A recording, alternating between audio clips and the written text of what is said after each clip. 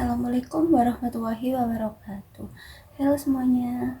Perkenalkan, saya Dani Wanda dengan NPM 22301091019 dari Fakultas Ilmu Administrasi Program Studi Administrasi Publik dari kelas A Manajemen Pelayanan Publik.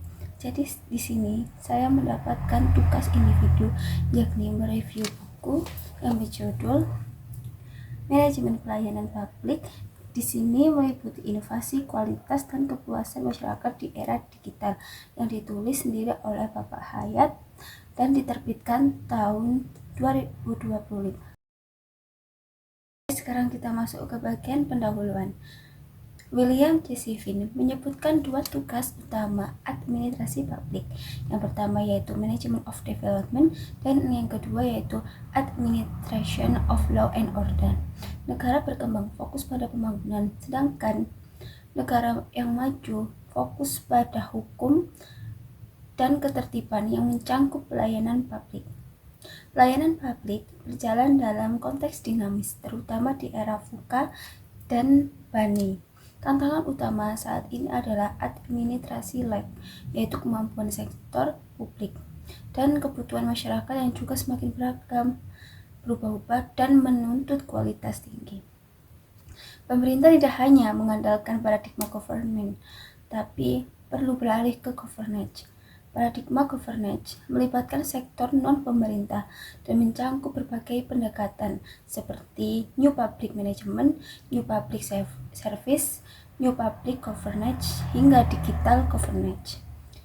Jadi, buku Kang Hayat ini hadir untuk mendukung pendidikan tinggi, memberikan fondasi pelayanan publik bagi mahasiswa, dan mendorong perbaikan pelayanan publik di Indonesia.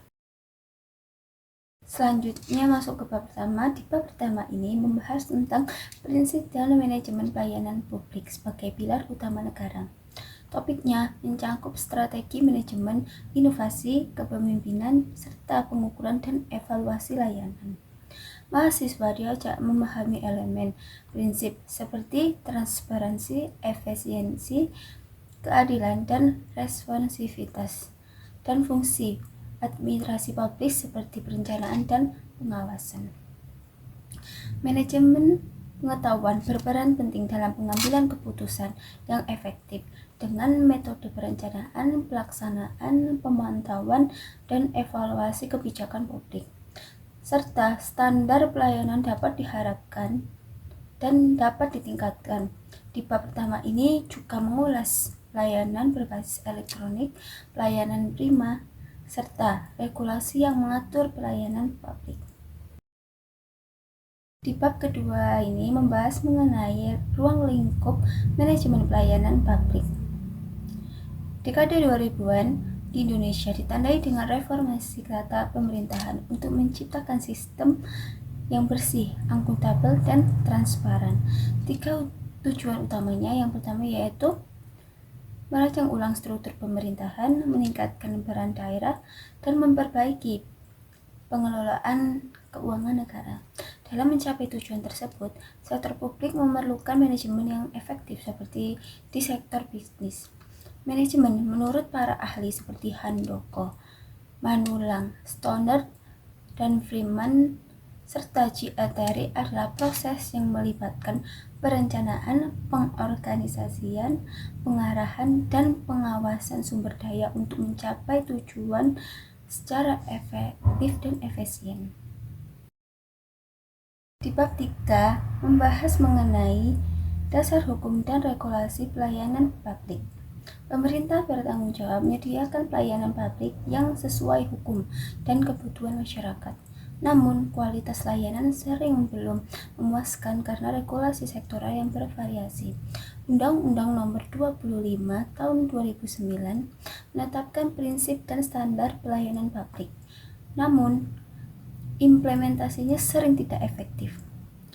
Regulasi yang baik harus menjamin efisiensi, efektivitas, dan kepastian hukum, serta fokus pada kepuasan masyarakat. Aspek penting dalam pelayanan publik mencangkup transparansi, partisipasi masyarakat, dan inovasi. Ketiganya sangat berperan penting dalam menciptakan pelayanan yang responsif, akuntabel, dan berkualitas. Selanjutnya di bab 4 membahas mengenai prinsip-prinsip pelayanan publik. Prinsip pelayanan publik mencangkup kesederhanaan, kejelasan, kepastian waktu, akurasi, keamanan, tanggung jawab, dan kelengkapan sarana. Firdausijah DKK menambahkan prinsip seperti transparansi, akuntabilitas, aksesibilitas, partisipasi, dan responsivitas untuk mencapai good governance. Dalam perkembangan paradigma administrasi publik, Hood tahun 1991 menekankan efisiensi dan pendekatan manajemen ala sektor bisnis lewat New Public Management atau NPM yang kemudian dikritik karena kurang melibatkan masyarakat. Sebagai respon muncul New Public Service atau NPS yang menekankan demokrasi, kolaborasi, pemberdayaan warga, dan kesetaraan sosial. Tantangan NPS di era digital meliputi keamanan siber, kesenjangan digital, dan manajemen data. Sementara peluangnya ada pada peningkatan partisipasi dan akses layanan publik. Bab 5 ini membahas mengenai kualitas pelayanan publik. Pelayanan publik menurut Undang-Undang Nomor 25 Tahun 2009 adalah kegiatan untuk memenuhi kebutuhan warga atas barang, jasa, dan pelayanan administratif. Pelayanan publik mencangkup pelayanan kebutuhan dasar dan umum. Kualitas layanan diukur melalui 5 dimensi utama menurut Seidham DKK, yaitu meliputi bukti fisik, kehandalan, daya tanggap, jaminan, dan empati. Pengukuran kualitas dilakukan melalui survei kepuasan masyarakat, indeks kepuasan, evaluasi kerja, dan tolak ukur. Unsur pelayanan publik meliputi sistem, personel, sarana, informasi, dan masyarakat sebagai pengguna. Menurut Parasuraman DKK, kualitas layanan ditentukan oleh 10 aspek, yaitu yang pertama yaitu kepercayaan, yang kedua responsivitas, yang ketiga kompetensi, yang keempat akses, yang kelima kesantunan, yang keenam komunikasi, yang ketujuh kredibilitas, yang ke-8 keamanan, yang ke-9 pemahaman pelanggan, dan yang terakhir adalah aspek fisik. Di bab 6 ini membahas mengenai pelayanan prima. Pelayanan publik adalah bagian penting dalam menjamin hak-hak warga negara dan mencangkup berbagai bidang kehidupan. Pelayanan prima atau yang biasa disebut excellent service itu bertujuan untuk memberikan layanan terbaik yang melebihi standar dan berfokus pada kepuasan dan kepercayaan masyarakat. 3 aspek utama pelayanan prima itu meliputi yang pertama yaitu ada sikap atau attitude, yang kedua ada perhatian atau attention, dan yang ketiga yaitu tindakan atau action. Konsep ini menekankan integrasi antara pelayanan dan kualitas, serta dapat diterapkan di berbagai lembaga, termasuk instansi pemerintah dan bisnis. Di bab 7 membahas tentang permasalahan manajemen pelayanan publik. Penelitian terkini mengidentifikasi berbagai masalah utama dalam pelayanan publik, seperti kurang responsif, tidak informatif, akses terbatas, birokrasi berbelit, dan rendahnya koordinasi serta efisiensi. Dalam administrasi publik terdapat 3 paradigma. Yang pertama yaitu Old Public Administration, yaitu berbasis birokrasi. Yang kedua New Public Management, yaitu berorientasi pasar dan efisiensi. Dan New Public Service, berfokus pada partisipasi dan kepentingan publik. Reformasi birokrasi di Indonesia bertujuan mewujudkan pemerintahan yang bersih dan efisiensi melalui meritokrasi, digitalisasi, dan transparansi. Prinsip good governance menjadi landasan penting, mencangkup partisipasi, akuntabilitas, transparansi, responsivitas, kesetaraan, dan efektivitas. Pemerintah dituntut untuk adaptif dan responsif terhadap kebutuhan masyarakat, serta melibatkan publik secara aktif dalam proses pemerintahan tersebut. Di bab 8 membahas tentang standar pelayanan minimal atau SPM. Standar pelayanan minimal atau SPM adalah ukuran minimal kualitas dan kuantitas layanan publik yang wajib disediakan oleh pemerintah demi menjamin hak masyarakat atas layanan dasar. SPM diatur dalam berbagai regulasi seperti Undang-Undang Nomor 23 Tahun 2014, Undang-Undang Nomor 25 Tahun 2009, dan PP Nomor 65 Tahun 2005. Tujuan SPM yang pertama yaitu menjadi acuan penyelenggara layanan publik. Yang kedua, menjamin hak masyarakat atas pelayanan.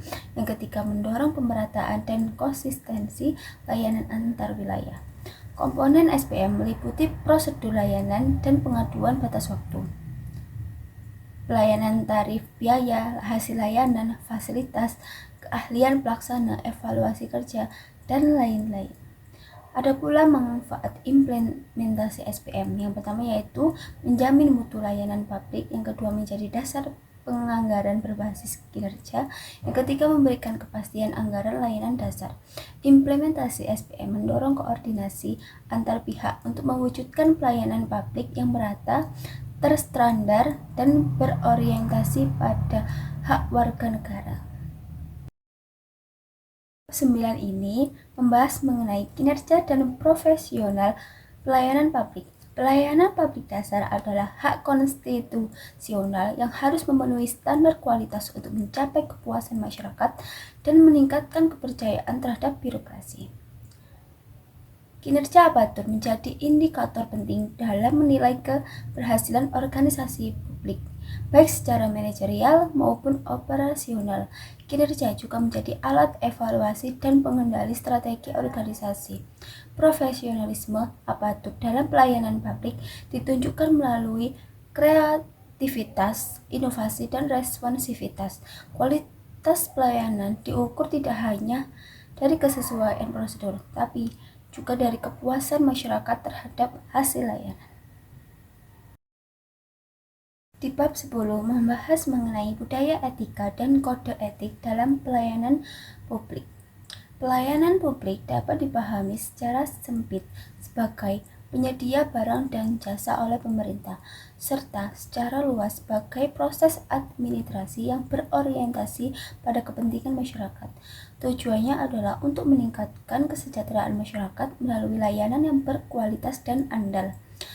Dalam praktiknya, pelayanan publik menghadapi tantangan etika seperti kurangnya transparansi, prosedurnya yang rumit, dan sikap aparatur yang kurang baik.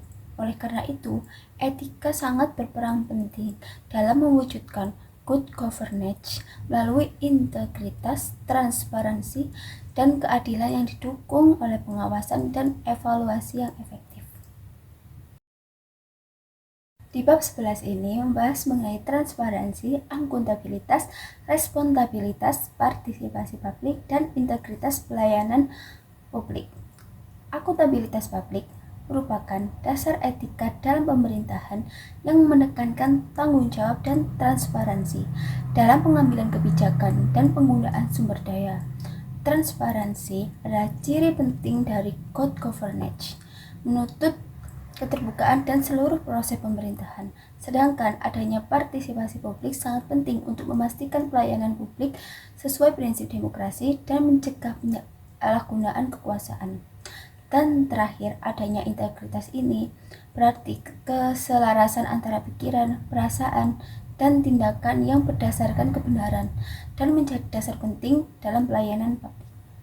Pelayanan publik yang ideal itu harus terintegrasi secara sistem dan dijalankan oleh aparatur yang berintegritas. Di bab terakhir yaitu bab 12 akan dibahas mengenai inovasi dalam pelayanan publik. Inovasi dalam pelayanan publik adalah kunci transformasi layanan pemerintah yang lebih efektif, inklusif, dan berkelanjutan. Inovasi mencangkup penggunaan teknologi, respon terhadap masukan masyarakat, serta pengembangan kebijakan yang adaptif. Ini juga mendukung desentralisasi dengan memberi otonom pada daerah. Menurut Kuratko, inovasi terdiri dari penemuan, pengembangan, duplikasi, dan sintesis. Di Indonesia sendiri, inovasi dilakukan di tingkat nasional dan daerah yang perlu disinergikan demi kepentingan nasional. Jadi kesimpulannya, buku ini memberikan pemahaman komprehensif tentang manajemen pelayanan publik di Indonesia, mulai dari tantangan yang dihadapi seperti administrasi lag dan dinamika era VUCA dan BANI, hingga pentingnya paradigma governance untuk melibatkan aktor non-pemerintah. Buku ini membahas secara rinci dasar hukum dan regulasi, menekankan pentingnya transparansi, partisipasi masyarakat, dan inovasi dalam regulasi. Prinsip-prinsip pelayanan publik seperti kesederhanaan, kejelasan, dan tanggung jawab diulas bersama dengan prinsip-prinsip good governance seperti transparansi, akuntabilitas, dan responsivitas. Buku ini juga mendefinisikan kualitas pelayanan publik, menjelaskan unsur-unsur dasarnya, dan membahas berbagai aspek penting seperti kehandalan, daya tanggap, jaminan, dan empati. Konsep pelayanan prima yang fokus pada sikap, perhatian, dan tindakan petugas pelayanan yang dibahas. Buku ini mengidentifikasi berbagai permasalahan yang sering terjadi dalam pelayanan publik, seperti kurangnya responsivitas, aksesibilitas, dan transparansi, serta membahas reformasi birokrasi sebagai upaya untuk memperbaiki proses birokrasi dan mencapai good governance.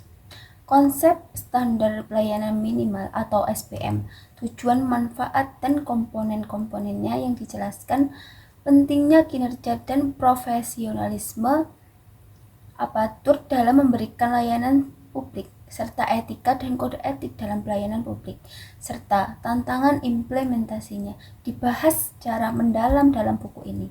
Buku ini juga menekankan pentingnya prinsip-prinsip seperti transparansi, akuntabilitas, responsivitas, partisipasi publik, dan integritas dalam mewujudkan pelayanan publik yang berkualitas.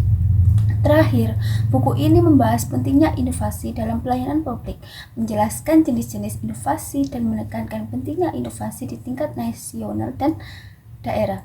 Kesimpulannya, buku ini menyoroti pentingnya transformasi pelayanan publik di Indonesia untuk mencapai kualitas layanan yang lebih baik, responsif terhadap kebutuhan masyarakat, dan berorientasi pada good governance.